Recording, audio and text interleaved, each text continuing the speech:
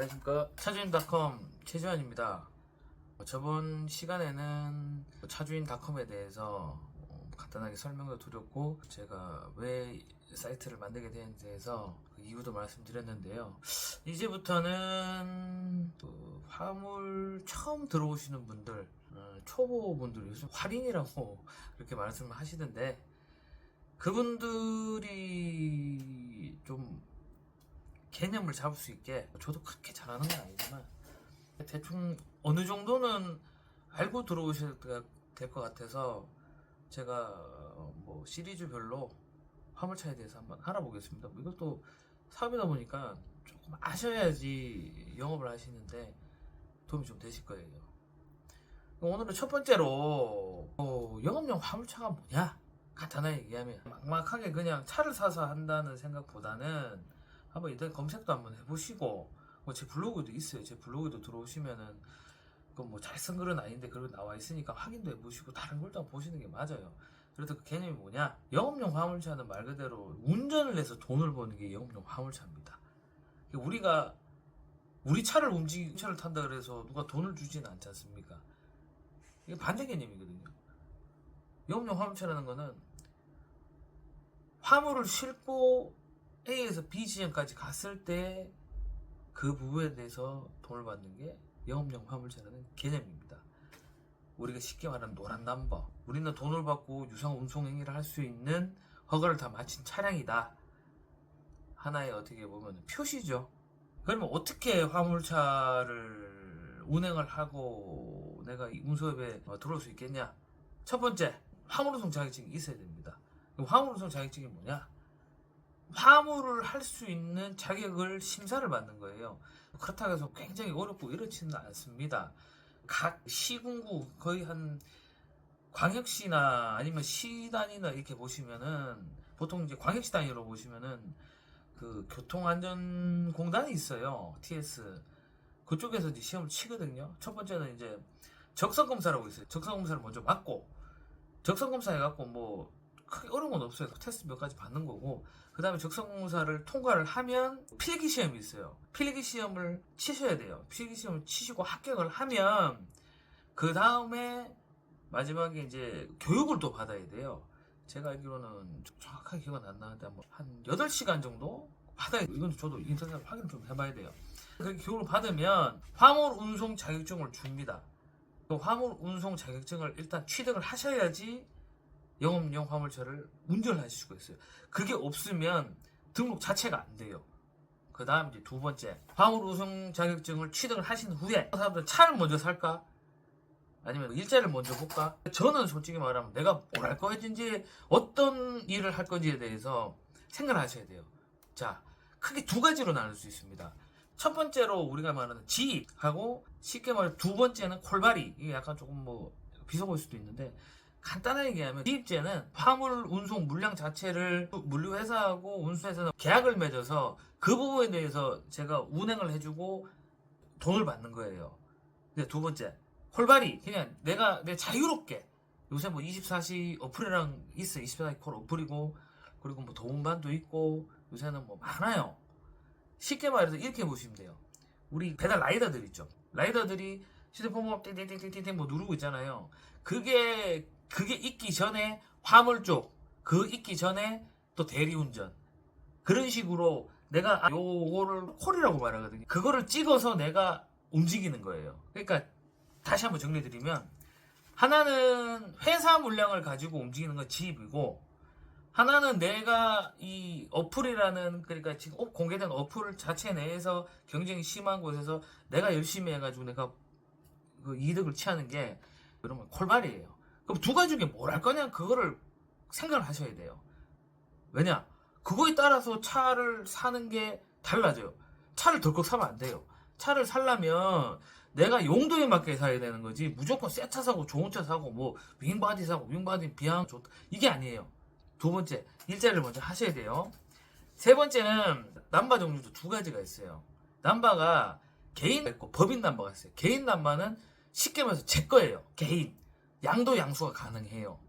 내가 내 마음대로 팔 수가 있어요. 살 수도 있고. 근데 법인은 뭐냐? 쉽게 말해갖고 차는 내 거예요. 내가 살 돈이 없어. 그러면은 그 남 전문적으로 대여를 해주는 회사가 있어요.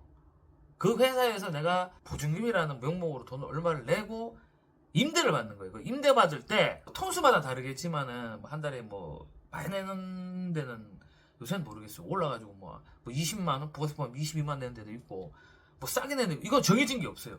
그거는 어떻게 보면은 뭐 딱 개인 나무 같은 경우는 개인이 사고 팔다 보니까 딱 시세가 나와요. 근데 법인 나무 같은 경우에는 시세가 없어요.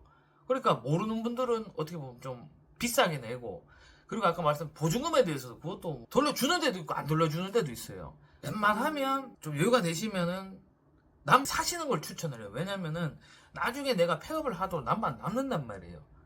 그 남바 자체를 쉽게 말해서 보증금이라 생각하고 전세금이라 생각하고 하고 나중에 팔아도 돼요. 근데 법인 남바 같은 경우에는 갈아타면 땡이에요. 붙였다 떼면 그리고 이게 또 나중에 말씀드릴 건데 장단점을 말씀드리는 거예요. 개인 남바는 목돈이 들어가고요. 법인 남바는 처음에 목돈은 안 들어가는데 달달달달 돈이 들어가요. 사용료라고 돈을 내야 되거든요. 그렇게 하면 나중에 그걸 못 돌려받는 거예요. 그러니까 월세 개념으로 보시면 돼요. 개인 남바는 자가고 법인 남바는 월세라고 보시면 돼요. 그렇게 일단 설명을 드리고 그 다음 이제 차를 일단 사셔야 되잖아요. 여유가 있으시면 신차를 권장드려요. 아무래도 새 차 고장 덜 나고 문제가 있을 때 AS 잘 되고 그리고 신경 안 쓰고 타도 되고 보증해 주니까. 근데 중고차 같은 경우에는 뭐 나쁘다는 얘기는 아닌데 중고차를 어느 정도 볼 수 있는 눈이 있으시면은 중고차가 싸게 그리고 잘 나온 차가 있어요. 중고차로 다 나쁜 게 아니고 이게 화물차주들은 화물차에 대해서 자기 어떻게 보면은 그 장비라 그러죠. 자기가 이제 밥을 먹고 살아야 되는 장비이기 때문에 굉장히 신경을 많이 써요. 뭐 개판으로 그렇게 하시는 분들은 잘 없어요. 뭐 성격만 좀 다른데. 근데 뭐 돈이 좀 창업 자금이 없으신 분들은 중고라도 사셔서 고쳐갖고 타시는 게 어떻게 보면 맞다고 보고요. 근데 이제 고생은 좀 하실 거예요. 그리고 차를 구입하시고 그 다음에 이제 보험. 영업용 보험 같은 경우에는 다이렉트가 없습니다. 다 설계서 끼고 해야 돼요. 그리고 비싸요. 그리고 영업용 자체 이 경력이 없으면 보험료가 많이 비싸요. 그리고 보험에서 또 갈려요. 개인 넘버가 있고 법인 넘버가 있죠. 개인은 그냥 내가 내 돈 내고 그냥 비싸게라도 내면 땡이에요. 근데 법인 넘버 같은 경우에는 제가 내는 게 아니고 이 법인 넘버라는 개념을 자꾸 처음 모르시는데 법인 넘버는 넘버가 제 게 아니에요. 넘버 회사 거란 말이에요. 그러면 여기서 이 보험 프로테이지라는 게 나와요. 프로테이지가 뭐냐면 요율이라고 그러거든요. 법인 넘버는 60%부터 150%까지가 있어요. 간단하게 말씀드리면 프로테이지가 낮은 거고 프로테이지가 높으면 비싼 거예요. 근데 그걸 내가 정할 수가 없어요. 그리고 그 요율에 따라서 법인 넘버는 가격이 달라져요. 요율이 쌀수록 넘버가 비싸요. 보증금도 비싸고 월월 내는 넘버 사용료도 비싸요. 근데 개인 넘버 같은 경우는 자기 거니까 희한한 게 넘버가 넘어가면 개인 넘버는 제로 세팅에 100% 다시 시작해요. 근데 법인 넘버 같은 경우에는 자기하고 상관이 없어요.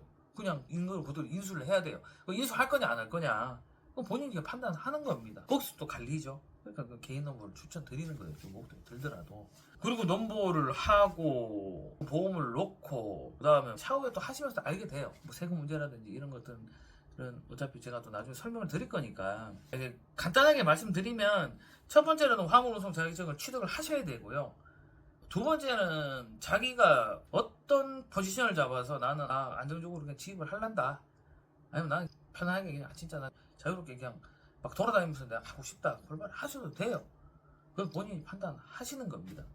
그리고 이제 세 번째는 차를 이제 신차로 살 것이냐, 아니면 중고차로 살 것이냐. 그거는 본인 어떻게 보면 재정 상황에 따라 다르니까. 그리고 이제 네 번째, 이것도 똑같아요. 개인 넘버를 할 것이냐, 법인 넘버를 할 것이냐. 다섯 번째, 보험인데 어차피 차를 운전을 하려면은 보험을 넣어야 되니까 다섯 번째까지 하면 그렇게 정리를 합니다.